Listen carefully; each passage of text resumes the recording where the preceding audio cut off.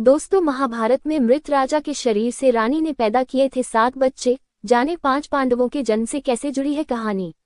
महाभारत की कथा के अनुसार राजा पांडु को शाप मिला था कि वे किसी भी स्त्री के साथ संबंध बनाते ही मृत्यु को प्राप्त हो जाएंगे। तब एक दिन राजा पांडु ने कुंती को राजा व्युषिताश्व और राजकुमारी भद्रा की कहानी सुनाकर संतान प्राप्ति के लिए मनाया था। राजा व्युषिताश्व एक प्रतापी राजा था, जिनकी बहुत कम उम्र में ही मृत्यु हो गई थी। तब उनकी पत्नी भद्रा ने मृत राजा के शरीर से 7 संतानें पैदा की थीं। महाभारत कथा आदि पर्व के अध्याय में राजा व्युषिताश्व और राजकुमारी भद्रा की कहानी दी गई है। इन दोनों की कहानी सुनाकर ही पांडु ने अपनी पत्नी कुंती को मंत्रों की शक्ति द्वारा संतान प्राप्ति के लिए मनाया था।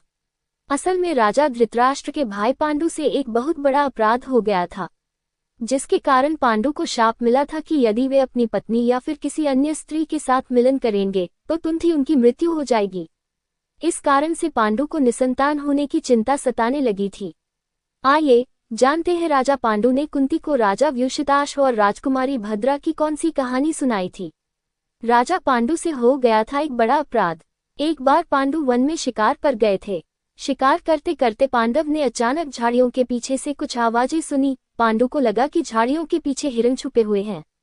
ये सोचकर पांडु ने तीर चला दिया। तीर लगते ही झाड़ियों के पीछे पुरुष और स्त्री की पीड़ा भरी आवाजें आने लगी। स्त्री और पुरुष की आवाज सुनकर पांडु घबराकर घोड़े से उतरे और उन्होंने झाड़ियों के पीछे जाकर देखा। पांडु ने जब झाड़ियों के पीछे देखा तो उनके आश्चर्य का ठिकाना नहीं रहा। असल में पांडु ने भूलवश प्रेम में डूबे एक ऋषि और उनकी पत्नी को तीर से मार दिया था। मरते मरते ऋषि ने पांडु को शाप दिया कि जिस तरह उन्होंने प्रेम में मिलन कर रहे दंपति को मृत्यु दी है, उसी तरह पांडु अगर किसी भी स्त्री के साथ मिलन करेंगे तो उनकी तुरंत ही अकाल मृत्यु हो जाएगी।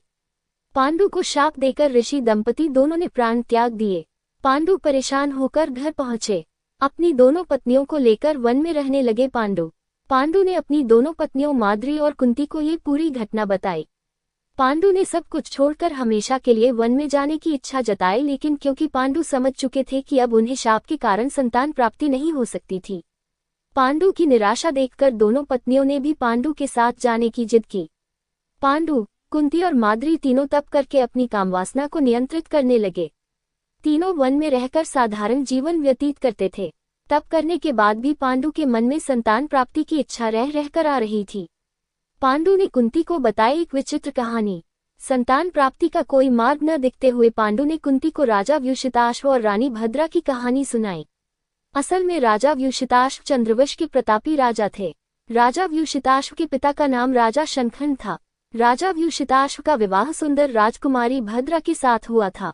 राजा व्युषिताश्व बहुत प्रतापी राजा थे, लेकिन एक गंभीर रोग की वजह से राजा व्युषिताश्व की मृत्यु बहुत कम आयु में ही हो गई थी। राजा व्युषिताश्व की मृत्यु के बाद भद्रा फूट फूट कर रोने लगी। एक प्रतापी और दयालु राजा की पत्नी की ऐसी दशा देखकर देवता भी दुखी हो गए। तभी एक दिव्य आवाज ने भद्रा को चेतना देते हुए कहा कि वे मासिक धर्मकाल के 8वें या 14वें दिन मृत राजा के शरीर से मिलन करके संतान उत्पन्न कर सकती हैं। भद्रा को नहीं हुआ विश्वास तो राजा व्युषिताश्व की आत्मा ने भद्रा को मनाया। राजा व्युषिताश्व एक प्रतापी राजा होने के साथ ही उन्हें बहुत सी सिद्धियों का ज्ञान भी था, इसलिए उनके भीतर एक दिव्यता थी। मृत्यु के बाद राजा व्युषिताश्व की आत्मा ने आकर रानी से कहा कि वे उनके मृत शरीर के साथ संबंध स्थापित करें, जिससे कि उन्हें संतान प्राप्ति होगी। अपने पति की आवाज सुनकर रानी इस बात को मानने को तैयार हो गई। इस तरह मृत राजा के साथ संबंध स्थापित करके 7 पुत्रों की प्राप्ति की। पांडु की यह कहानी बनी पांडवों के जन्म की आधार। राजा पांडु ने जब कुंती को ये कहानी सुनाई तो कुंती ने प्रश्न किया कि राजा व्युषिताश्व की तरह वे अपनी दिव्यता से संतान उत्पन्न क्यों नहीं कर सकते। इस पर पांडु ने कहा कि राजा व्युषिताश्व की तरह उनके अंदर इतनी दिव्यता नहीं है। ये कहकर राजा पांडु दुखी हो गए। पांडु की बात सुनकर कुंती ने अपनी मंत्रों की शक्ति का प्रयोग करने का निश्चय किया, जिससे उन्हें 5 देवताओं से पुत्र प्राप्त हुए। युधिष्ठिर, भीम, अर्जुन कुंती की मंत्र शक्ति से जन्मे, जबकि कुंती ने माद्री का सहयोग किया, जिनसे नकुल और सहदेव का जन्म हुआ। हालांकि राजा व्युषिताश्व के मृत शरीर से संतान प्राप्ति वाली कहानी को कुछ लोग महाभारत की मूल कहानी से अलग दंतकथा भी मानते हैं, लेकिन कई प्रकाशकों जैसे कौशिकी बुक्स से प्रकाशित, पेंगुइन प्रकाशन और अन्य भाषाओं से प्रकाशित महाभारत में इस कहानी का उल्लेख मिलता है कि राजा के मृत शरीर से भद्रा को संतान प्राप्ति हुई थी। वहीं महाभारत की मूल कहानी में उल्लेख मिलता है कि राजा व्युषिताश्व को फिर से जीवनदान मिला था। इसके बाद उन्हें संतान प्राप्ति हुई।